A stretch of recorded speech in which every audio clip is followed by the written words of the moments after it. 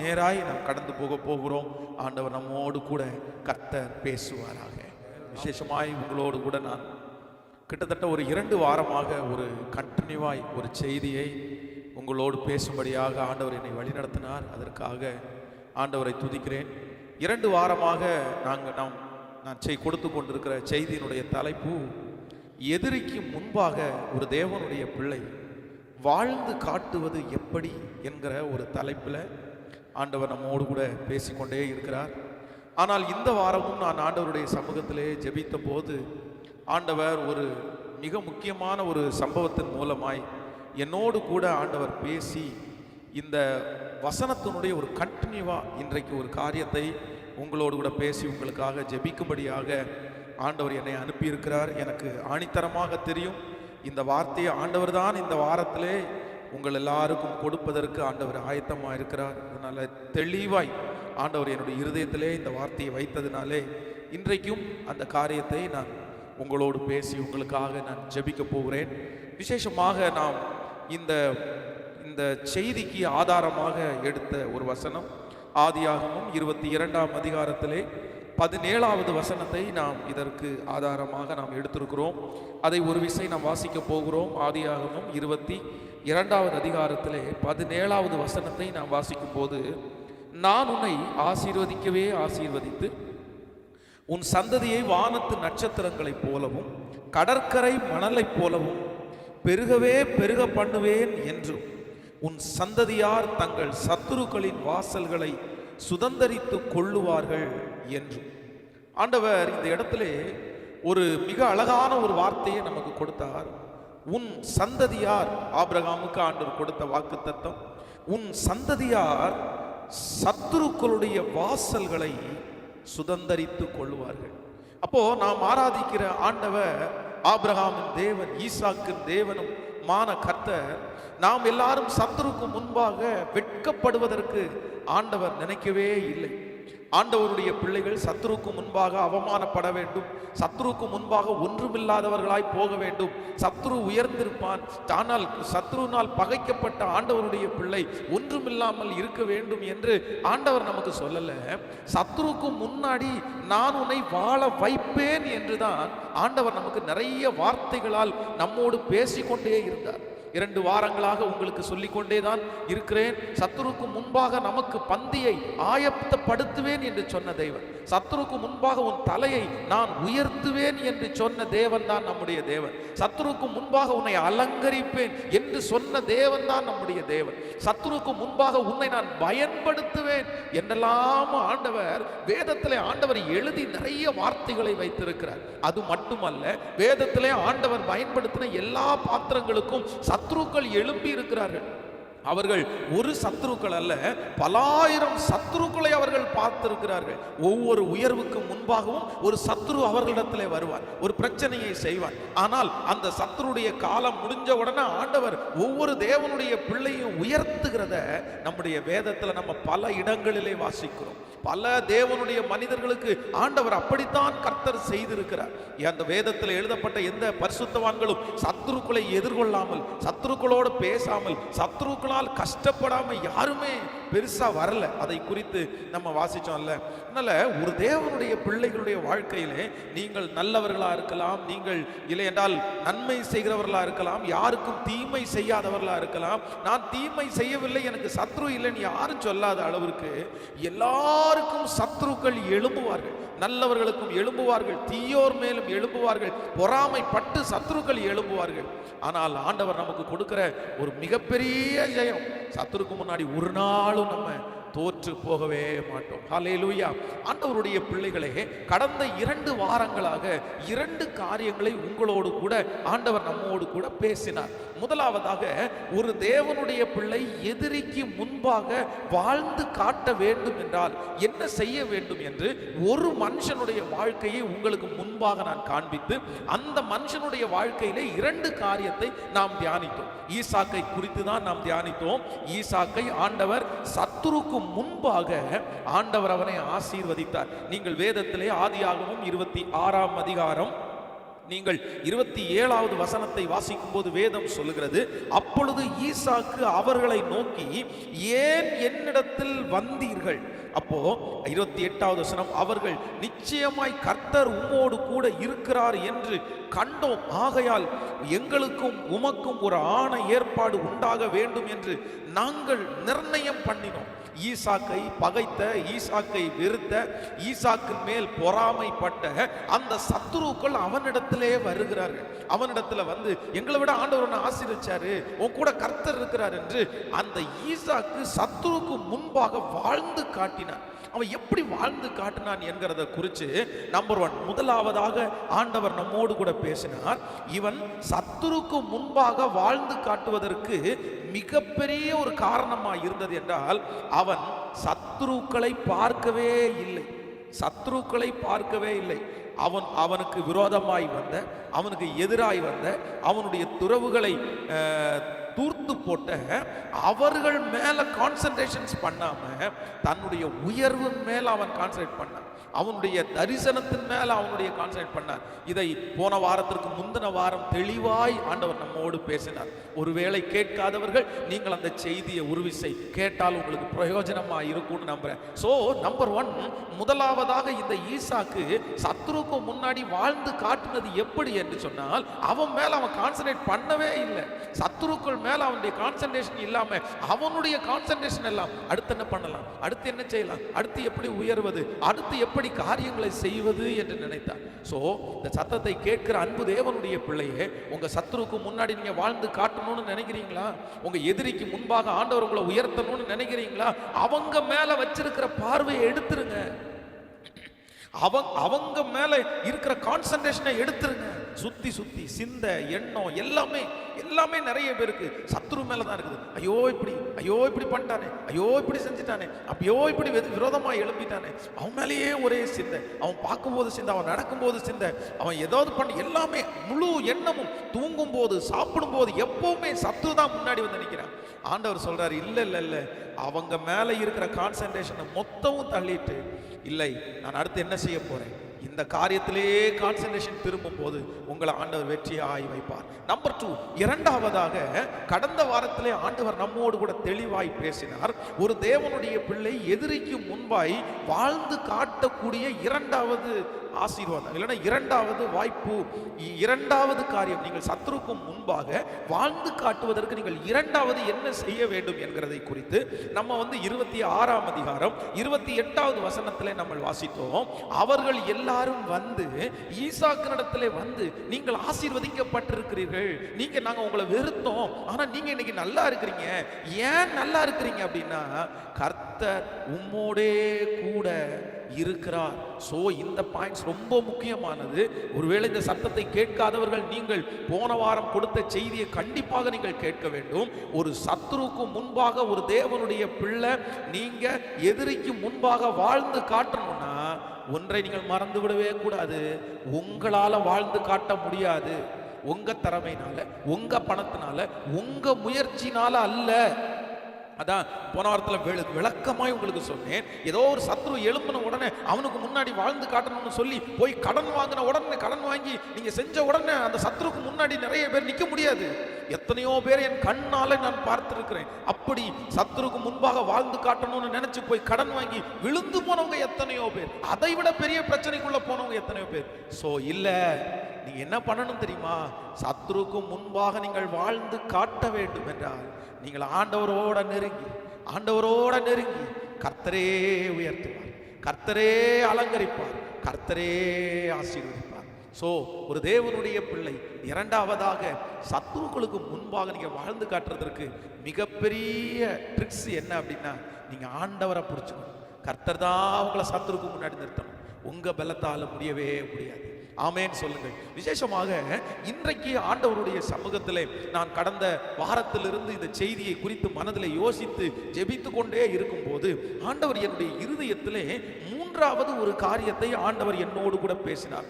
ஒரு தேவனுடைய பிள்ளை சத்துருக்கு முன்பாக வாழ்ந்து காட்டுவது எப்படி என்கிறதை குறித்து, எதிரிக்கு முன்பாக நீங்கள் வாழ வேண்டும் என்றால் நீங்கள் என்ன செய்ய வேண்டும் என்று மூன்றாவது ஒரு காரியத்தை ஆண்டவர் என்னோடு கூட பேசினார். நாம் வேதத்தை திறந்து எடுத்து வாசிக்க போகிறோம். ஆதியாகமம் 26ஆம் அதிகாரம் 16, 17வது வசனத்தை நம்ம வாசிக்கும் போது, அமலேக்கு ஈசாக்கை நோக்கி, நீ எங்களை விட்டு போய்விடு, எங்களை பார்க்கிலும் நீ மிகவும் பலத்தவனானா என்றார்கள். அப்பொழுது ஈசாக்கு அவ்விடம் விட்டு புறப்பட்டு கேராரின் பள்ளத்தாக்கிலே கூடாரம் போட்டு. என் அன்பு கர்த்தருடைய பிள்ளைகளே, இந்த இடத்திலே வேதத்திலே இன்றைக்கும் இந்த ஈசாக்கை குறித்து தான் உங்களோடு பேச போகிறேன். ஆண்டவர் அந்த வார்த்தை தான் கொடுத்திருக்கிறார். இவனை ஆண்டவர் சத்துருக்கு முன்பாக, இல்லை எதிரிக்கு முன்பாக இவன் வாழ்ந்து காட்டுவதற்கு இவருக்குள்ள இருந்த மூணாவது குவாலிட்டி என்னன்னு சொன்னா, வேதம் சொல்லுது, இங்கே இருக்கிற ஜனங்கள் எல்லாருமே அவனை பிரச்சனைக்காக அவனை இழுக்கிறார்கள். அவனுக்கு விரோதமாய் சத்துரு எழும்பி பிரச்சனை செய்கிறான். ஒரு பிரச்சனை அல்ல. நீங்கள் 14வது வசனத்தை நீங்கள் வாசிப்பீர்களே, 16வது வசனத்தை நீங்கள் வாசிப்பீர்களானால் வேதம் சொல்லுகிறது, நீ எங்களை விட்டு போய்விடு. முதலாவது இவனுக்கு கொடுத்த பிரஷர் என்ன அப்படின்னா, அவனை துரத்துனாங்க. அவன் இருக்கிற இடத்துல இருந்து நீ எங்களை விட்டு போயிரு, நீ இந்த இடத்துல இருக்கக்கூடாது, துரத்துனாங்க. இது சாதாரணமானதல்ல ஆண்டவருடைய பிள்ளைகளே. நீங்கள் ஒரு இடத்துல இருக்கிறீங்க, அந்த இடம் உங்களுக்காக நீங்கள் பேசி வாடகை கொடுத்து இருக்கிறீங்க.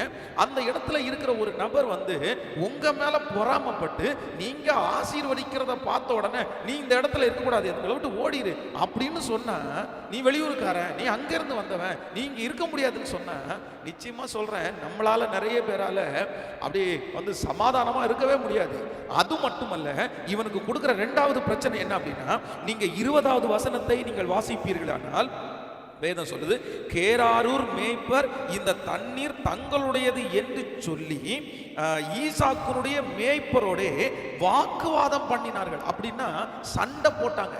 இந்த ஈசாக்குக்கு விரோதமாய் எழும்பின அந்த எதிரிங்க முதல்ல என்ன பண்றாங்க அப்படின்னா, அவனை துரத்துறாங்க. நீ இந்த இடத்துல இருக்கக்கூடாது. ஃபர்ஸ்ட் அவனுக்கு வந்த பிரச்சனை அப்படிதான். ரெண்டாவது அவனுடைய பிரச்சனை என்ன அப்படின்னா, அவனுடைய வேலைக்காரரோட சண்டை போடுறாங்க, ஒரே பிரச்சனை பண்றாங்க. நீ என்னாச்சு, என்ன இப்படி நீ செய்து கொண்டிருக்கிறதுக்கு என்ன காரணம், எங்களுடைய இந்த தண்ணி எங்களுடையது, இந்த துறவு எங்களுடையது என்று சொல்லி அவனோடு சேர்ந்து வேதம் சொல்லுது, அவனோட வாக்குவாதம் பண்ணினார்கள். அதை விட நீங்க இன்னொரு வசனத்தை வாசிக்கும் போது வேதம் சொல்லுகிறது, 15வது வசனத்தை நீங்கள் வாசிப்பீர்களானால்,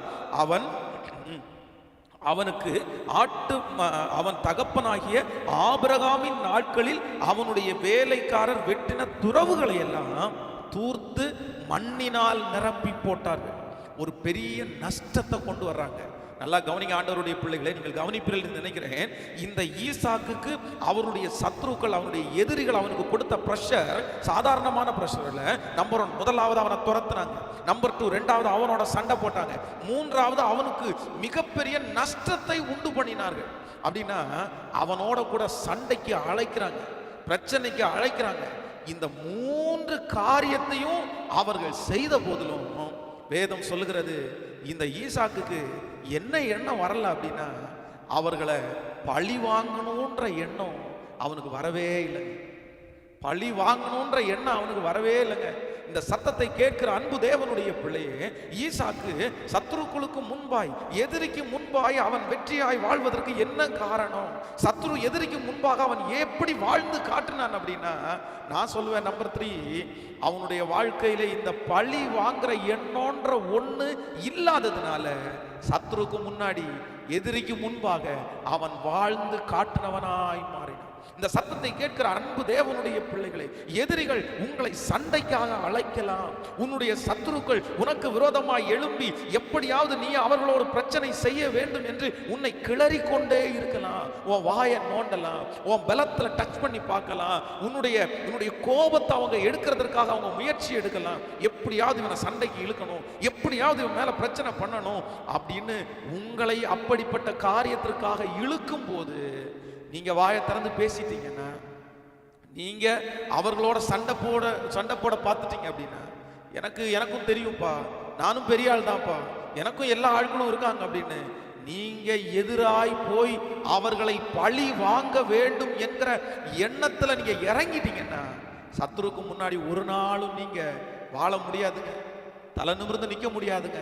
சோ எதிரிக்கு முன்பாக நீங்கள் வாழ்ந்து காட்ட வேண்டும் என்றால் நீங்கள் செய்ய வேண்டியது ஒன்னே ஒண்ணு, நான் பழி வாங்குதல் எனக்குரியது அல்லவே. இன்றைக்கு இந்த சத்தத்தை கேட்கிற யாரோ ஒருவர் அப்படிப்பட்ட சூழ்நிலையில் நிற்கலாம். பாஸ்டர், நான் பழி வாங்கணும் பாஸ்டர், எப்படியாவது என்னை எவ்வளவு கஷ்டப்படுத்தினாங்க தெரியுமா, என்னை எவ்வளவு கண்ணீர் வடிக்க வச்சாங்க தெரியுமா, எனக்கு எவ்வளவு நஷ்டத்தை கொண்டு வந்தாங்க தெரியுமா, நான் எவ்வளவு பெரிய பாடுபட்டேன் தெரியுமா, இதுக்கு கொஞ்சமாவது பழி வாங்காம நான் விடவே மாட்டேன். நான் வளர்ந்ததற்கு பிறகு, நான் நல்லா இருந்ததற்கு பிறகு, நான் ஆசீர்வாதமா இருந்ததற்கு பிறகு எனக்கு முதல் வேலையே என்ன வேலை அப்படின்னா அவங்கள பழி வாங்குறதா என் வேலைன்னு இன்னைக்கு யாராவது மனசுல நினைச்சிட்டு இருப்பீங்கன்னா ஆண்டவர் சொல்றாரு, அந்த பழி வாங்குகிற எண்ணம் உன்னுடைய இருதயத்திலே இருக்குமானால் சத்துருக்கு முன்பாக நீ வெட்கப்பட்டு போய் விடுவாய். சத்துருக்கு முன்னாடி நீ நிற்கவே முடியாது. அதற்கு மாறாக ஒன்றே ஒன்று மட்டும் செய்யணும், பழி வாங்குதல் அது எனக்குரியதல்ல. அப்பா, எனக்கு விரோதமா இந்த மனுஷன் பிரச்சனை பண்றாப்பா, எனக்கு விரோதமா இந்த மனுஷன் தொந்தரவு பண்றாப்பா, என்ன துரத்தணும்னு நினைக்கிறான்ப்பா, என்ன நஷ்டப்படுத்துறான்ப்பா, என்ன சண்டைக்கு இழுக்கிறான்ப்பா, ஆனா நான் எதையுமே பேசாம அமைதியா இருக்கிறேன், வாய் திறவாத ஆட்டை போல் இருக்கிறேன். நான் போக மாட்டேன், சண்டைக்கு போக மாட்டேன், நான் பிரச்சனைக்கு போக மாட்டேன். பழி வாங்குதல் எனக்குரியதல்ல, நீங்க பார்த்துக்குங்கன்னு அவருடைய கரத்திலே கொடுப்போமே. ஆனால் நான் நம்புறேன் உங்களை வெற்றியாய் நடத்துறதற்கு ஆண்டவர் வல்லவராய் இருக்கிறார். கைகளை உயர்த்தி ஒரு ஹல்லேலூயா சொல்லுங்க. என்னை அவன் போட்டு கொடுத்தான், நான் அவனை போட்டு கொடுப்பேன். என்ன அவன் சொல்லி கொடுத்தான், நான் அவனை சொல்லி கொடுப்பேன். இல்ல தேவனுடைய பிள்ளையே, அது நமக்குரியதல்ல.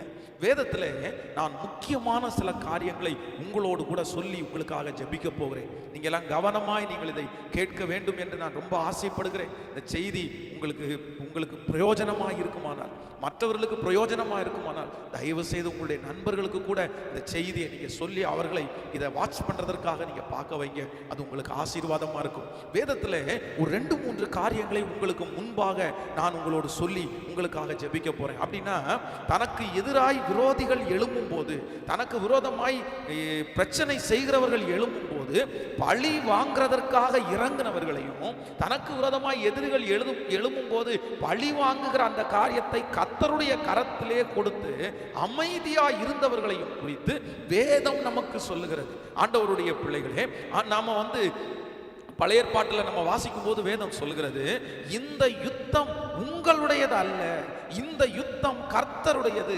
நீங்கள் நின்று கொண்டு இன்றைக்கு கர்த்தர் உங்களுக்கு செய்யும் ரட்சிப்பை பாருங்கள் என்று தேவனுடைய மனுஷன் மோசே இஸ்ரவேல் ஜனங்கள் எல்லாரிடத்திலையும் சொல்லுகிறார். பார்வோன் ஒரு மிகப்பெரிய காரியத்தை செய்கிறார். இஸ்ரவேல் ஜனங்களுக்கு விரோதமாய் எழும்பி அவர்களை போ என்று அனுப்பிவிட்டதற்கு பிறகு செங்கடலுக்கு பக்கத்தில் போன உடனே அவனுடைய சகல குதிரை வீரர்களோடு சேர்ந்து இஸ்ரவேல் ஜனங்களை எப்படியும் சிறைபிடிக்கிறதுக்காக போறான்.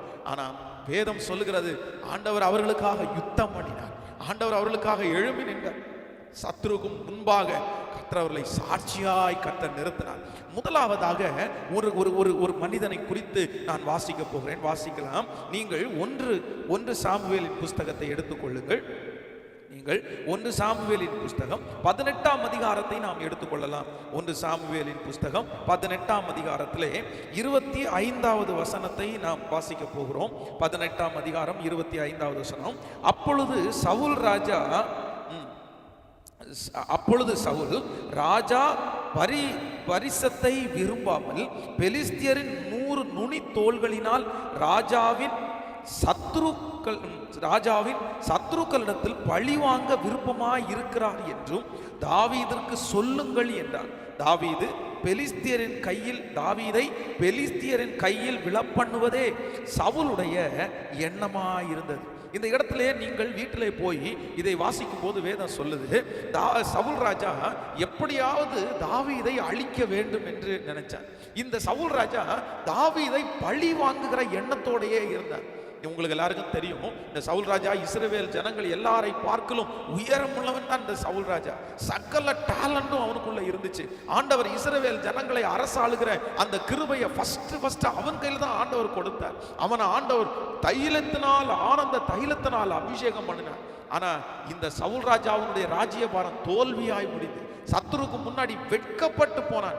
ஏன் வெட்கப்பட்டு போனான் என்றால் வேதம் சொல்லுது, இவனுடைய சிந்தையில, சவுல் ராஜாவுடைய சிந்தையில முழுக்க முழுக்க இருந்தது என்ன தெரியுமா? எப்படியாவது தாவீதை பழிவான், தாவீதை பழிவான். நம்ம இந்த இடத்துல வாசிச்சோம், தன்னுடைய பொண்ணை ஒருத்தனுக்கு நான் கல்யாணம் பண்ணி கொடுக்க போறேன்னு சொல்றான். அந்த தாவீதுக்கு நான் கல்யாணம் பண்ணி கொடுக்க போறேன்ற மாதிரி ஒரு ஐடியா போடுறான். எப்படி ஐடியா போடுறான் அப்படின்னா, தன்னுடைய பொண்ணை திருமணம் பண்ணி கொடுக்கறதா அவனுடைய ஐடியா இல்ல, தன்னுடைய பொண்ணை திருமணம் பண்ணி கொடுக்கக்கூடிய ஆசையா அவனுடைய மனசுல வளர்த்து பெலிஸ்தியர் இடத்துல போய் 100 பேரை கொண்டு அவர்களை கொள்ளையடிச்சு கொண்டு வர்றது மாதிரி ஒரு காரியத்தை அவனுக்கு சொல்லி, அவன் பெலிஸ்தியர் இடத்துல போய் போராடும் போது அவங்க எல்லாரும் சேர்ந்து தாவீதை கொன்றுவாங்கன்ற பிளான்ல இந்த காரியத்தை எப்படியாவது அவனை பழி வாங்கணும், அவனை கொல்லணும்னு நினைச்சு செய்யறான். ஆனா வேதம் சொல்லுது, கர்த்தர் அவனுடைய கையில தாவீதை கொடுக்கவே இல்லை, கர்த்தர் காப்பாற்றினார். ஆனால் எந்த தாவீதை பழி வாங்க வேண்டும் என்று சவுல் ராஜா நினைத்தானோ அவனுடைய ராஜ்யபாரத்தில் பெரிய வீழ்ச்சியை கண்டுகொண்டார், பெரிய வீழ்ச்சியை கண்டுகொண்டார். சவுல் தன்னுடைய ராஜ்யத்தை இழந்ததற்கு வேற எதுவுமே காரணம் இல்லை. ஆண்டவருடைய பிள்ளைகளே, தாவீதை பழி வாங்கணும்னு நினைச்ச ஒரே ஒரு காரணம் மட்டும்தான். ஆனா நீங்க தாவீதை குறித்து வாசிப்பீர்களே, ஆனால் இந்த 2 சாமுவேல் புஸ்தகத்தை எடுத்துக்கொள்ளுங்கள். 2 சாமுவேலின் புஸ்தகம் 1ஆம் அதிகாரத்தில் நீங்கள் வாசிக்கும் போது 2 சாமுவேல் 1ஆம் அதிகாரத்திலே 16வது வசனத்தை நாம் வாசிப்போமேயானால், தாவீது அவனை பார்த்து, உன் இரத்தப்பழி உன் தலையின் மேல் இருப்பதாக, கர்த்தர் அபிஷேகம் பண்ணினவரை நான் கொன்று போட்டேன் என்று உன் வாயே உனக்கு விரோதமாய் சாட்சி சொல்லிட்டு, தாவீது சவுலின் பேரிலும் அவன் குமாரனாகிய யோனத்தான் பேரிலும் புலம்பல் பாடினான். நல்லா இந்த இடத்துல கவனிங்க ஆண்டவருடைய பிள்ளைகளே, நீங்க கவனமாய் கவனிக்கணும். இந்த இடத்துல சவுல் ராஜாவை குறித்து வேதம் நமக்கு சொல்லுது. இந்த சவுல் ராஜா தாவீதை பழி வாங்கணும்னு நினைச்சு ஒரு பிளான் இல்லை, 2 பிளான் இல்லை, தன்னுடைய மகளை திருமணம் பண்ணி கொடுக்கிற பிளான் மட்டும் இல்லை, ஏகப்பட்ட பிளானை போட்டான், நிறைய திட்டத்தை போட்டான். ஆனா ஒண்ணுமே வாய்க்கல. ஆனா தாவீதை குறித்து வேதம் சொல்லுகிறது, தாவீதினிடத்துல ஒருத்தன் சொல்றான், சவுல் ராஜா இந்த மாதிரி சூழ்நிலையில படுத்து கிடந்தாரு, நான் சவுல் ராஜாவை கொன்னுட்டேன், இந்த நல்ல செய்தியை உங்களிடத்துல அறிவிக்க வந்திருக்கிறேன், உங்க எதிரி செத்துட்டான், இனி எதிரி உயிரோட வரமாட்டான் அப்படின்னு தாவீதை பார்த்து சொல்லும் போது, கொன்னுட்டியாப்பா, சந்தோஷப்பா, என் எதிரி ஆண்டவர் உன் கையில கொடுத்துட்டார் அப்படின்னு சந்தோஷ பாட்டு பாடல. அவன் சொல்றான், ஒரு கர்த்தர் அபிஷேகம் பண்ணின ஒரு மனுஷன் மேல ராஜாவா இருக்க போற நானே கை வைக்க பயந்தேன். நீ எப்படி கர்த்தர் அபிஷேகம் பண்ண ஒரு மனுஷன் மேல கை வைக்கிறது உனக்கு அதிகாரம் கொடுத்தது யாருப்பா? அவரை கொன்ன பட்டயமே உன்னை நியாயம் தீர்க்கும், அந்த பட்டயத்தினால நீ மடிச்சிருவ, அவ்வளவுதான். அப்படி ஒரு துணிவரம் உனக்கு வரக்கூடாது. வேதம் சொல்லுது, சவுலுக்காகவும் யோனத்தானுக்காகவும் தாவீது புலம்பல் பாடினான். சோ தாவீதுனுடைய மனசுக்குள்ள என்ன வரல அப்படின்னா, சவுலை பழி வாங்கணுன்ற எண்ணம் அவனுக்கு சுத்தமா வரவே இல்லைங்க. எனக்கு தெரியும், இந்த சத்தத்தை கேட்டுக்கொண்டிருக்கிற யாரோ ஒருவர் பழி வாங்கணுன்ற எண்ணம் உங்க இருதயத்துல ரொம்ப இல்லைன்னாலும் சில நேரத்துல கொஞ்சம் இருக்குது. அவங்க முன்னாடி என்ன அவமானப்படுத்தினானே, 10 பேருக்கு முன்னாடி அவன் அவமானப்படுறதை நான் பார்க்கணும் அப்படின்னு நினைக்கிறீங்களா? அவங்களுக்கு ஆண்டவர் ஏதாவது செய்யணும்னு நினைக்கிறீங்களா? உங்க மனசுல பழி வாங்குகிற எண்ணம் துடித்து கொண்டே இருக்கிறதா? கர்த்தர் இன்னைக்கு தெளிவாய் சொல்லுகிறார், மகன், உன்னை நஷ்டப்படுத்தியிருக்கிறார். ஈசாக்குனுடைய வாழ்க்கையிலே அவனை நஷ்டப்படுத்தினார்கள், அவனை துன்புறுத்தினார்கள், அவனை சண்டைக்காக அவனை அழைத்தார்கள், அவனை துரத்தினார்கள். ஆனா கூட அவன் மனசுக்குள்ள ஒரே ஒரு எண்ணம் மட்டும் வரல, பழி வாங்குற எண்ணம் மட்டும் வரல. உங்க காயம் ரொம்ப பெருசா இருக்கலாம் பாஸ்டர், உங்களுக்கு தெரியாது பாஸ்டர், எப்படியெல்லாம் அவமானப்படுத்தினாங்க தெரியுமா? எப்படியெல்லாம் கெட்ட வார்த்தை பேசினாங்க தெரியுமா? எத்தனை பேருக்கு முன்னாடி வச்சு என்ன கஷ்டப்படுத்தினாங்க தெரியுமா? என் வாழ்க்கையில நான் இவ்வளவு பெரிய பிரச்சனையா இருக்கிறதுக்கு அவங்க தான் பாஸ்டர் காரணம், அவங்கள பழி வாங்காம நான் ஓய மாட்டேன் அப்படின்ற இருதய வெறிக்குள்ள இருக்கலாம் ஆண்டவருடைய பிள்ளைகள். அப்படிப்பட்ட சூழ்நிலை இருக்கலாம். ஆனா ஆண்டவர் இன்னைக்கு உங்கள்கிட்ட தெளிவாய் பேசுகிறார், இல்ல அது உன் வேலை இல்லை. இந்த சங்கீதக்காரனுடைய சங்கீதத்தை நீங்கள் வாசிக்கும் போது வேதம் சொல்லுகிறது, நீங்க 2 சாமுவேல் 22ஆம் அதிகாரம் 22ஆம் அதிகாரத்தில் 48வது வசனத்தை நீங்கள் வாசிப்பீர்களானால், 22வது அதிகாரத்தில் 48வது வசனத்தை, அவர் எனக்காக பழிக்கு பழி வாங்கி ஜனங்களை எனக்கு கீழ்ப்படுத்துகிற தேவனாய் இருக்கிறார். எல்லாரும் சொல்லுங்க, வீடுகளில் இருந்து இந்த வார்த்தையை நீங்க சொல்லுங்க. அவர் எனக்காக பழிக்கு பழி வாங்கி ஜனங்களை எனக்கு கீழ்ப்படுத்துகிற தேவனாய் இருக்கிறார். அவர் தேவன். உங்களுக்காக பழி வாங்குறவர் யார் தெரியுமா சிஸ்டர், பிரதர்? உங்களுக்காக பழி வாங்குறது யார் தெரியுமா? மகன், உனக்காக பழி வாங்குறது யார் தெரியுமா? உனக்காக பழி வாங்குறது நீங்க இல்ல, உங்க வீட்டுக்காரங்க இல்ல, அம்மா அப்பா இல்ல. உங்களுக்காக பழிக்கு பழி வாங்குற ஒருவர் இருக்கிறார். அவர் தேவனாகிய கர்த்தர். உங்களுக்கு விரோதமாய் வந்த மனுஷனை அவர் பார்த்துக் கொள்ளுவார். கர்த்தர் பார்த்துக் கொள்ளுவார். கர்த்தர் பார்த்துக் கொள்வார். அதான் சங்கீதக்காரனாகிய தாவீது சொல்லும் போது சொல்றான், எனக்கு அது வேலை இல்லப்பா, எனக்கு அது வேலை இல்லப்பா, எனக்கு பழிக்கு பழி வாங்குற வேலை என்னுடைய வேலை இல்லப்பா, எனக்காக அவர் பழி வாங்குவார். அந்த வசனம் மட்டுமல்ல, நீங்க சங்கீதம் 18வது சங்கீதத்தை நீங்கள் எடுப்பீர்களானால், 18வது சங்கீதத்துல 47வது வசனத்துல நம்ம வாசிக்கும் போது, 18வது சங்கீதம் ஸ்தோத்திரம் 47வது வசனத்தை நீங்கள் வாசிக்கும் போது வேதம் சொல்கிறது, அவர் எனக்காக பழிக்கு பழி வாங்கி ஜனங்களை எனக்கு கீழ்ப்படுத்துகிற தேவனாயிருக்கிறார். சங்கீதக்காரன் இங்கேயும் சொல்றான், அவர் எனக்காக பழிக்கு பழி வாங்கி என் ஜனங்களை எனக்கு கீழ்ப்படுத்துகிற தேவனாய் இருக்கிறார். நீங்கள் எபிரேயர் 10ஆம் அதிகாரம் 30வது வசனத்தை வாசிப்பீர்களானால், அங்கே வேதம் சொல்லுகிறது, பழி வாங்குதல் எனக்குரியது என்று ஆண்டவர் சொல்றார். பழி வாங்குதல் எனக்குரியது என்று ஆண்டவர் சொல்கிறார். இல்ல இல்ல ஆண்டவருடைய பிள்ளைகளே, ஆண்டவரே நீங்க பார்த்து கொள்ளுங்க ராஜா. இப்போ இந்த பிரேயர்ல இருக்கும்போது கூட நீங்க உங்களுடைய வீடுகளில் இருந்து ஆண்டவருடைய சமூகத்துல சொல்லுங்க, ஆண்டவரே நீங்க பார்த்துக்குங்க ராஜா, நீங்க பார்த்துக்குங்க ராஜா, நீங்க பார்த்துக்குங்க. ஒரு விசை இந்த பழி வாங்குறதுடைய செய்தியை குறித்து ஆண்டவர் என்னுடைய இருதயத்தில் கொடுத்தார். சண்டே ஒரு நாள் ஞாயிற்றுக்கிழமை ஆராதனையில் அந்த வார்த்தையை நான் கொஞ்ச நேரம் பேசிட்டு அதுக்கப்புறம் செய்திக்காய் கடந்து போய் நாட்கள் தாண்டினேன். ஒரு நாள் ஒரு பிரதர் என்னிடத்துல வந்தார். வந்து, பாஸ்டர் நான் உங்களுக்கு ரொம்ப ஒரு தேங்க்ஸ் சொல்லணும் அப்படின்னு சொன்னார். என்னாச்சு, என்ன தேங்க்ஸ் சொல்லணும்? இல்லை, உங்களுக்கும் சொல்லணும், ஆண்டவருக்கும் சொல்லணும். நான் இன்னைக்கு உங்களோடு கூட இந்த இடத்துல நிற்கிறது ஒரு 4 வாரத்துக்கு முன்பாக உங்க மூலமா ஆண்டவர் பேசின வார்த்தை தான் அப்படின்னு சொன்னாரு. என்ன பிரதர் என்னாச்சு அப்படின்னு சொன்னேன் போது அவர் சொன்னாரு, பாஸ்டர் ஒரு நாள் என்னுடைய கார்ல நான் வந்துட்டு இருந்தேன். கார்ல வந்து கொஞ்சம் வேகமா வந்துட்டு இருக்கும்போது ஒரு மனுஷன் எனக்கு ஓவர் டேக் பண்றதுக்காக பார்த்தான். எனக்கு ரொம்ப கோவம் வந்துச்சு. ஏன் அமைதியா வர வேண்டியது, நானும் ஸ்பீடா தானே போறேன்ட்டு நான் அவனை விடாம நானும் ஸ்பீடா வந்துட்டே இருந்தேன். திடீர்னு ஒரு சிக்னல்ல என் கார் நின்றுச்சு. அந்த சிக்னல்ல அவர் பெரிய அரசியல்வாதியா இருக்கிறதுனால அந்த கார்ல இருந்து இறங்கி வந்து என்னுடைய கன்னத்துல பழார்னு அடிச்சிட்டான். என்னால தாங்கவே முடியல. அந்த சிக்னல்ல இருந்த எல்லாருமே என்னை பார்த்தாங்க. எனக்கு அப்படியே சேகம் ஆயிருச்சு. என் மனசு அப்படியே உடஞ்சிருச்சு. அப்படியே அமைதியா கார்ல ஏறி அவனுடைய கார் நம்பரை நோட் பண்ணி வச்சிருந்தேன். நான் வந்து அந்த ஆத்திரம் என்னால தாங்கவே முடியல. நான் அதை நினைச்சு அவனை பழி வாங்கணுன்ற எண்ணத்துல நான் என்னுடைய சரீரம் முழுக்க நிறைஞ்சிருச்சு. என்னால் தூக்கம் கூட வரல. பழி வாங்க நினைச்சேன். உடனே போய் வீட்டில் போய் உருட்டுக்கட்டை, ஒரு 10 உருட்டுக்கட்டையை எடுத்து என் கார்ல போட்டேன். அந்த கார்ல உருட்டுக்கட்டையை எடுத்து அவனை துரத்திட்டு எங்க போனாலும் அவனை அடிக்கணுன்றதுக்காக என் காருக்குள்ள கட்டையை போட்டு நான் சுத்தினேன். ஆனா என் காருக்குள்ள அந்த கட்டை இருக்குது. திடீரென்று இன்னைக்கு சண்டே ஆராதனைக்காக காலையில கொஞ்ச நேரம் தான் நான் வரணும்னு வந்தேன். கொஞ்ச நேரம் வரும்போது கரெக்டா நான் அந்த சர்ச்சினுடைய வாசப்படியில ஏறுறேன். நீங்க இந்த வார்த்தையை சொல்றீங்க, பழி வாங்குதல் உனக்குரியது அல்லன்னு சொல்றீங்க. ஆண்டவர் என்கிட்ட தெளிவா பேசினாரு. அப்படியே கொண்டு போய் வண்டியை வீட்டில் நிப்பாட்டி அந்த கட்டையை தூக்கி போட்டுட்டு ஆண்டவரிடத்துல மன்னிப்பு கேட்டேன். நான் மாறிட்டேன். எனக்கு அப்போதான் ஒரு சமாதானமே வந்துருச்சு. ஒருவேளை அன்னைக்கு நான் இருந்த கோபத்தில் நான் அந்த மனுஷனை ஆண்டவர் பேசாம நான் பழி வாங்கியிருந்தேன்னா இன்னைக்கு நான் ஜெயிலில் இருந்திருப்பேன். அவனை கொல்ற அளவுக்கு எனக்குள்ள கோபம் வந்துச்சு.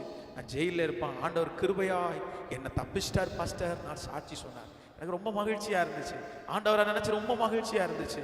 ஐயா நீர் எவ்வளவு நல்லவர் ஐயா. பிரதர், இந்த சத்தத்தை கேட்கிற அன்பு தேவ ஜனமே, இன்றைக்கும் அதே வார்த்தையை உன்னிடத்தில் பேசி கொண்டிருக்கிறார். உன்னுடைய மாமியார் ஒருவேளை கொடுமைக்காரியா இருக்கலாம், உன்னுடைய மருமகள் ஒருவேளை கொடுமைக்காரியா இருக்கலாம், உங்க மேனேஜர் ஒருவேளை கொடுமைக்காரரா இருக்கலாம், உன்னை சுற்றி இருக்கிற ஏதோ ஒரு நபர் உன்னை கொடுமைப்படுத்தலாம். என்னால தாங்கவே முடியல, என்னால தாங்கவே முடியல, எனக்கு ஒரு பெரிய நஷ்டத்தை கொடுத்த ஆளு, பழி வாங்கணுன்ற எண்ணத்திலே உனக்கு தூக்கம் கூட வராம அதற்கான காரியங்களை நீ ஆயத்தப்படுத்தி கொண்டே இருக்கலாம்.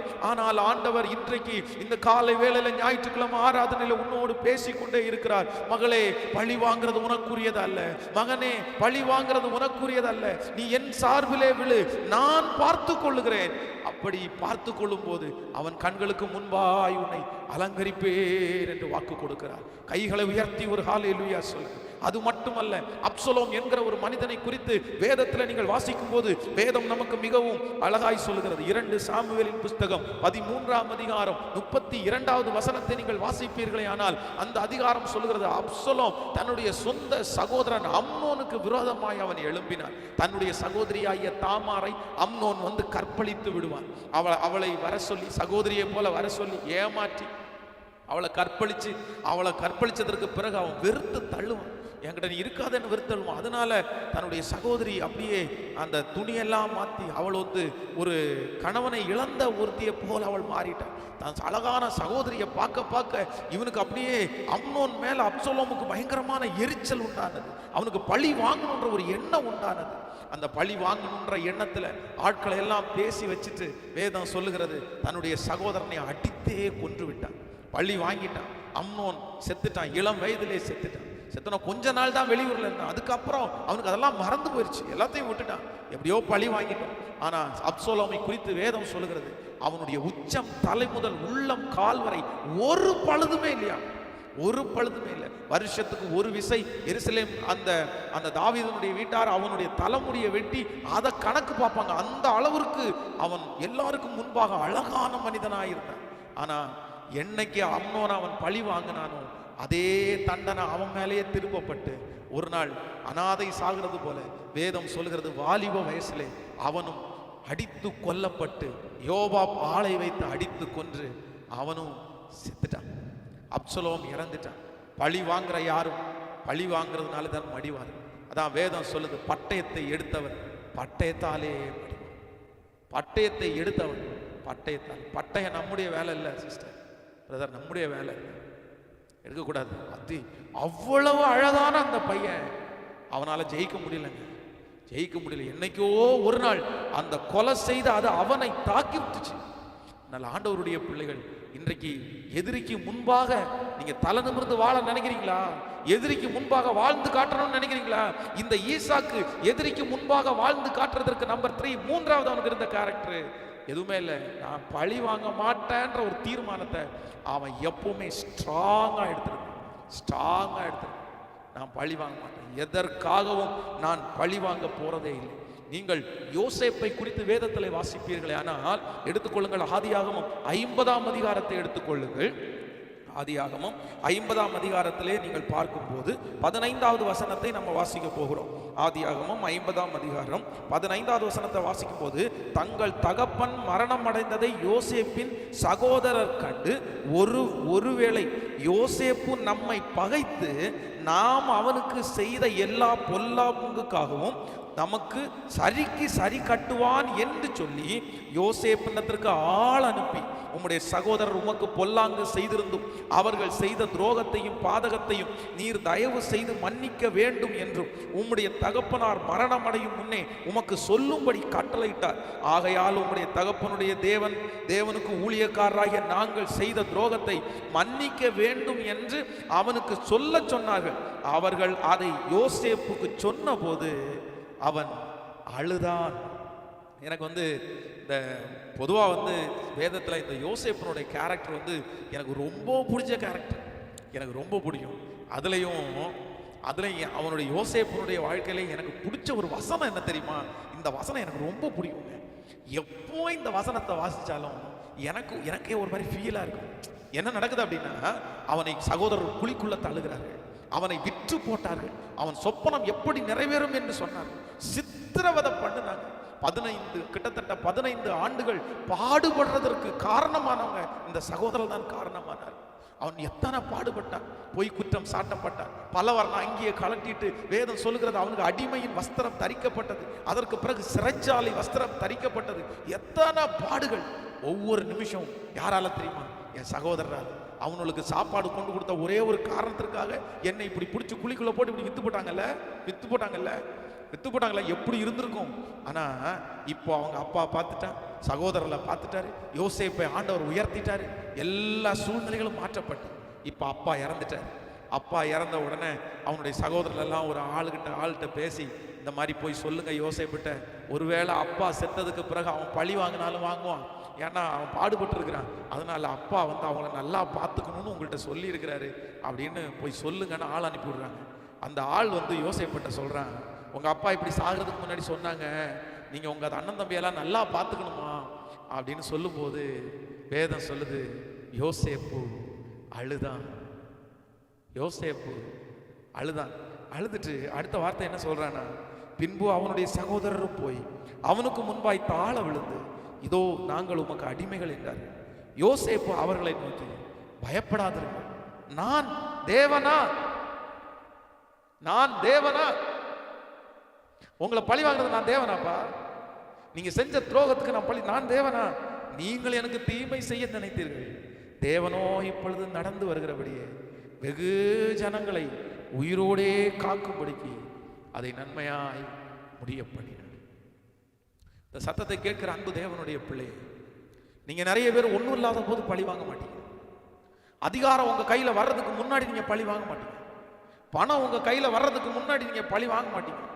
பதவி உங்க கையில வர்றதுக்கு முன்னாடி நீங்க பழி வாங்க மாட்டீங்க.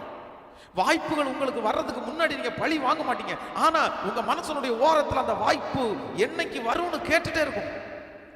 அந்த வாய்ப்பு வந்துச்சா, அந்த பணம் வந்துருச்சா, அந்த போஸ்டிங் வந்துருச்சா, அப்ப கரெக்டா நம்ம நிறைய பேர் நம்ம வேலையை காமிக்க ஆரம்பிச்சிடும். அன்னைக்கு என்ன இப்படி பண்ணல, உன்னை விட்டுருவோமா? இதுக்கு தான்டா பார்த்துட்டு இருந்தேன், இந்த உயர்வுக்காக தான்டா பார்த்துருந்தேன், இந்த நேரத்துக்காக தான்டா பார்த்துட்டு இருந்தேன், வந்துச்சுல இப்போ விடமாட்டோம். உயிரோடு உனக்கு பழிக்கு பழி நாங்க வாங்குவோம். தேவனுடைய பிள்ளைகளே, பழி வாங்குறது என்கிறது ஒன்றும் இல்லை. அவர்களை விட நீங்க தாழ்ந்து இருக்கும் போது மட்டும் இல்ல, அவர்களை விட உயர்ந்ததற்கு பிறகு கூட உங்களுக்கு என்ன எண்ணம் வந்துடக்கூடாதுன்னா, அப்படி ஒருவேளை அவர்களுக்கு முன்பாக அன்னைக்கு அவங்க உயர்ந்திருந்தாங்க, நீங்க தாழ்ந்துறீங்க. ஆனா இன்னைக்கு ஆண்டவர் அவர்களை தாழ்த்திட்டாரு, உங்களை உயர்த்திட்டாரு. உங்களை உயர்த்தினதற்கு பிறகு அந்த பழி வாங்குற அந்த ஒரு பெர்சன்டேஜ் எண்ணம் உங்களுக்குள்ள இருந்துச்சுன்னா ஆண்டவர் உங்களை பிரியப்பட மாட்டார். பிரதர் சிஸ்டர், ஆண்டவர் உங்களை பிரியப்பட மாட்டார். ஆண்டவர் உங்களை பிரியவே பட மாட்டார். கர்த்தர் பிரியப்பட மாட்டார். உண்மையான பழி வாங்காத எண்ணம் என்ன அப்படின்னா, எனக்கு பழி வாங்கக்கூடிய சகல வசதிகளும் சகல திறமைகளும் சகல ஏதுக்களும் என்கிட்ட இருந்தாலும் நான் டிசைட் பண்ணிட்டேன், அது என்னுடைய வேலை. இல்லவே இல்லை. இன்றைக்கு கிறிஸ்தவம் வளர்ந்துருக்கு, திருச்சபைகள் வளர்ந்து நிற்கிறது. எத்தனையோ திருச்சபைகளில் ஆயிரம் ஜனங்கள் இன்னைக்கு வந்திருக்கிறார். அவர்களிடத்தில் எல்லாம் போய் கேளுங்க. அவர்களுக்கு விரோதமாய் எத்தனையோ எதிரிகள் எழும்பி பெரிய பெரிய பிரஷர் எல்லாம் கொடுத்தாங்க. ஆலயத்திற்கு விரோதமாய் பெரிய பெரிய பிரஷர் எல்லாம் கொடுத்தாங்க. ஆனா அந்த ஆலயங்கள் எல்லாம் இன்னைக்கு வளர்ந்திருக்கிறதுக்கு காரணம் தனக்கு பிரஷர் கொடுத்த ஆட்களை தேடி தேடி பழி வாங்குறதுனால அல்ல, கர்த்தர் பார்த்துக்கிட்டோம்னு அமைதியா இருந்ததுனால. மறக்கவே முடியாத ஆண்டவருடைய பிள்ளைகளே, ஃபர்ஸ்ட் திருச்சபை ஆரம்பித்து ஒரு சின்ன இந்த பலிபீடத்தினுடைய அளவுக்கு ஒரு சர்ச்சை கட்டி அந்த சர்ச்சை பிரதிஷ்டை பண்ணி ஆராதனை நடத்தி கொண்டிருக்கும் போது சர்ச்சனுடைய நேர பின்னாடி வீட்டில் இருக்கிற ஒருத்தங்க வந்து கரெக்டாக ஞாயிற்றுக்கிழமை எங்களுக்கு 8:30 மணிக்கு ஆராதனை ஆரம்பிக்கும். இந்த 8:30 மணிக்கு ஆராதனை ஆரம்பிக்கும் போது இந்த சவுண்ட் சர்வீஸில் இந்த 10 ஸ்பீக்கர் ஒன்றா இருக்கு பாருங்களேன், அந்த மாதிரி சவுண்ட் சர்வீஸ், அந்த பாக்ஸு, அந்த மாதிரி ஒரு 2 பாக்ஸை கொண்டு வந்து அவங்க வீட்டுக்கு கரெக்டாக சர்ச்சுக்கு பேக் சைடில் அவ்வளோ பெரிய பாக்ஸ், அதில் வந்து ஒரு பாக்ஸில் வந்து கிட்டத்தட்ட 8 ஸ்பீக்கர், இன்னொரு பாக்ஸில் 8 ஸ்பீக்கர் அப்படி தூக்கி அடுக்கி பாட்டு போட்டு விடுவாங்க பாருங்களேன். எனக்கு நேர பின்னாடி நான் 8:30 மணிக்கு ஸ்தோத்திரம் அப்படின்னு ஆரம்பிக்கும் போது பாட்டை ஆன் பண்ணிடுவாங்க. அதுவா நாங்கள் ரொம்ப குட்டி சர்ச்சு. அப்போ வந்து இந்த ஸ்பீக்கர்லாம் வாங்குறதற்கு பணமே இல்லை. ஃபஸ்ட்டு நான் வாங்கின ஸ்பீக்கர் என்ன ஸ்பீக்கர் அப்படின்னா, ஒருத்தர் 20 இயர்ஸ் 20 வருஷம் ஒரு சவுண்ட்ஸ்கார் சர்வீஸ்காரர் வந்து ஒரு பிஎஸ் சிஸ்டம் யூஸ் பண்ணிட்டு இருந்தார். 20 வருஷம் யூஸ் பண்ணார். 20 வருஷம் யூஸ் பண்ணி அவர் வந்து சவுண்ட் சர்வீஸ்காரர் எல்லா பக்கமும் போட்டு அடின்னு அடிச்சு மழையெல்லாம் நனைஞ்சு இத்து போயிருச்சு. அது வந்து 600 ரூபா கொடுத்து ஒரு பாக்ஸ் 600 ரூபா கொடுத்து 2 பாக்ஸ் வாங்கி சர்ச்சில் இருக்கிற ஒரு கார்பெண்டரை வர சொல்லி அதனுடைய மேலே இருக்கிற தோலெல்லாம் கழட்டி புதுசாக ஒரு தோல் மாட்டி அப்படியே 2 பக்கம் அதுதான் அது வந்து நான் பேசினேன் அப்படின்னா பிரின்னு சவுண்டு கேட்கும்.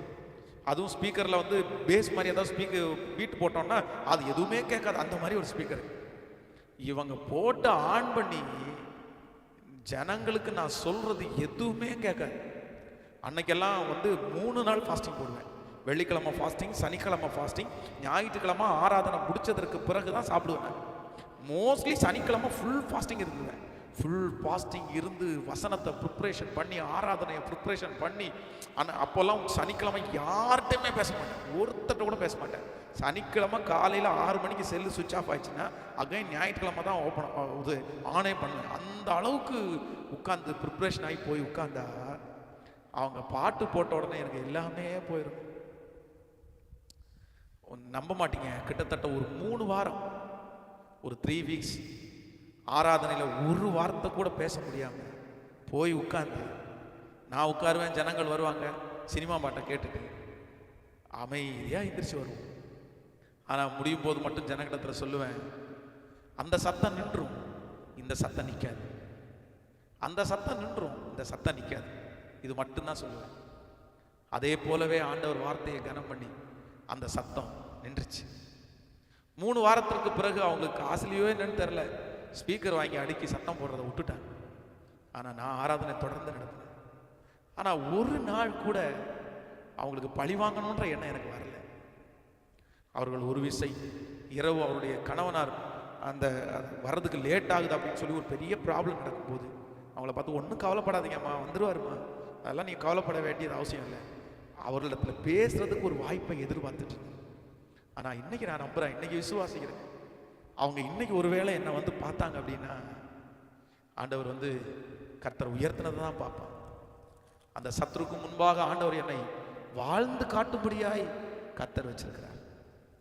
அவங்க மேல எனக்கு பழி வாங்கன்ற எண்ணம் வந்ததே.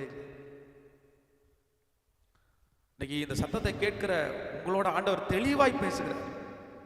சத்துருக்கு முன்னாடி, எதிரிக்கு முன்னாடி நீங்க வாழ்ந்து காட்டணும்னா அவங்க என்ன பண்ணினாலும் நான் அவங்களுக்கு விரோதமா எழும்ப மாட்டேன் பாஸ்டர், அவங்களுக்கு விரோதமா ஒண்ணுமே செய்ய மாட்டேன் ஆண்டவரே அப்படின்னு இன்னைக்கு நீங்க பொருத்தனை எடுங்க சிஸ்டர், பிரதர், இன்னைக்கு பொருத்தனை எடுங்க. ஆண்டவர் பெரிய அற்புதம் செய்வார். இதுதான் யோசேப்பின் மேல இந்த ஸ்பிரிட்டே தான். அவனுக்கு அதிகாரம் இருந்ததற்கு பிறகு வந்ததுக்கு அப்புறம் கூட இல்லப்பா அது ஏன் வேலை இல்லை, நான் தேவனா, உங்களை பழி வாங்குறதுக்கு நான் தேவனா, நீங்க செய்யறத திருப்பி செய்யறதுக்கு நான் தேவனா? நான் தேவன் இல்லப்பா, நான் தேவன் இல்லை. எத்தனை திருச்சபைகள் வளர்ந்து நிற்கிறது, அத்தனை திருச்சபைகளுக்கும் இப்படிப்பட்ட ஒரு சாட்சி இருக்கும். அவங்க யார்ட்டையும் பழி வாங்கவே இல்லை. இன்னைக்கு கிறிஸ்தவத்திற்கு நான் சொல்றேன், இந்த கிறிஸ்தவத்தை மட்டும் அழிக்கிறதற்கு, ஆண்டவருடைய பிள்ளைகளை அழிக்கிறதுக்கு ஒரு கூட்டம் இல்லை பிரதர், ஆயிரக்கணக்கான கூட்டம் எழும்பினாங்க. இன்னைக்கு நீங்க பாக்குறதெல்லாம் குறைவு. இன்னைக்கெல்லாம் நீங்க பாக்குறவங்க எல்லாம் பயந்து தான் எழுப்பிட்டு இருக்காங்க. ஆனா நம்முடைய முன்னோர்கள் பரிசுத்தவான்களுடைய நாட்கள்ல எல்லாம் இந்த தேவனுடைய பிள்ளைகளை அழிக்கிறதுக்கு எழும்பினவங்க வந்து சிங்கத்தை விட்டு கடிக்க சொன்னாங்க, எரிகிற நெருப்புக்குள்ள தூக்கி போட்டாங்க, எண்ணெய் கொப்பரைக்குள்ள கொதிக்க வச்சு அதுக்குள்ள போட்டாங்க, அவ்வளவு சித்திரவதை பண்ணாங்க. ஆனா கூட நமக்கு முன்பாக இருக்கிற பரிசுத்தவான்கள் ஒருவர்கள் கூட அவர்களை பழி வாங்கணும்ன்ற எண்ணத்தோட வைக்கல. அத்தனை பேரும் பிதாவே இயேசுவே இவர்களை மன்னியும் என்று தான் ஜெபித்தார்கள். அதனால தாங்க இன்னைக்கு கிறிஸ்தவம் வளர்ந்திருக்கு. அதனால தாங்க ஆண்டவரை தேடுகிற லட்சக்கணக்கான ஜனங்கள் எழும்பியிருக்காங்க. அதனால தான் இன்னைக்கு சந்துக்கு சந்தா சபை இருக்குது. எங்கு போய் பார்த்தாலும் லட்சக்கணக்கான ஜனங்கள் ரட்சிக்கப்படுறதுக்கு வேற எதுவுமே காரணம் இல்லை, அதுதாங்க காரணம். அவங்க மட்டும் அன்னைக்கு எதிராக இருந்து அவன் தடி எடுத்தோன்னு இவங்களும் தடி எடுத்து, அவங்க கத்தி எடுத்தோன்னு இவங்களும் கத்தி எடுத்து, அவங்க ஆள் கூட்டணும்னு இவங்களும் ஆள் கூட்டி இருந்தா இன்னைக்கு இவ்வளவு பெரிய திருச்சபை, இவ்வளவு பெரிய ஜனங்கள் ரட்சிக்கப்படுறதுக்கு வாய்ப்பே கிடையாது. சோ தடி எடுக்கிறது நம்முடைய வேலை அல்ல, கட்சி ஆட்களை கூப்பிடுறது நம்முடைய வேலையா அல்ல, மற்றவங்களை கூப்பிடுறது உதவி நம்முடைய வேலையே கிடையாது, நம்முடைய வேலையே கிடையாது. நம்ம கொடி பிடிக்க வேண்டிய அவசியமே கிடையாது. பிள்ளை ஒருவேளை இந்த ஜபத்தை கண்ணீரோடு கேட்டுக்கொண்டிருக்கலாம், பாஸ்டர் சத்துருக்கு முன்னாடி நான் எப்படியாவது வாழ்ந்து காட்டணும்னு பல முயற்சிகளை எடுத்து தோற்று போயிருக்கிறேன். நான் அவமானத்தின் மேல அவமானம் அடைஞ்சிட்டே இருக்கிறேன். அவன் கண்ணுக்கு முன்னாடி வெட்கப்பட்டு போயிட்டே இருக்கிறான். என் பிள்ளை வெட்கப்பட்டு போயிட்டே இருக்குது, என் குடும்பம் வெட்கப்பட்டு போயிட்டே இருக்குது. ஆனா ஆண்டவர் கைவிட மாட்டார். ஆண்டவர் வாக்கு கொடுத்துட்டார். சத்துருக்கு முன்னாடி உன்னை வாழ வைப்பேன், சத்துருக்கு முன்னாடி உன்னை தலை நிமிர்ந்து வாழ வைப்பேன், கைவிட மாட்டேன். ஆனா ஆண்டவர் உங்களிடத்துல ஒரு பொருத்தனை எதிர்பார்க்கிறார். சாமி, பாஸ்டர் என் உள்ள துடிக்குது பாஸ்டர், என் இருதயம் துடிக்குது, என் ரத்தம் துடிக்குது பாஸ்டர். எவ்வளவு கஷ்டப்படுத்துறாங்க தெரியுமா பாஸ்டர்? இது நினைச்சு நிறைய பேருக்கு தூக்கம் கூட இல்லாம இருக்கலாம். எனக்கு என்னால தூங்கவே முடியல, இப்படி பண்ணிட்டா, அப்படியே இப்படி செஞ்சுட்டாரியே, இப்படி என்ன வெட்கப்படுத்திட்டாரு.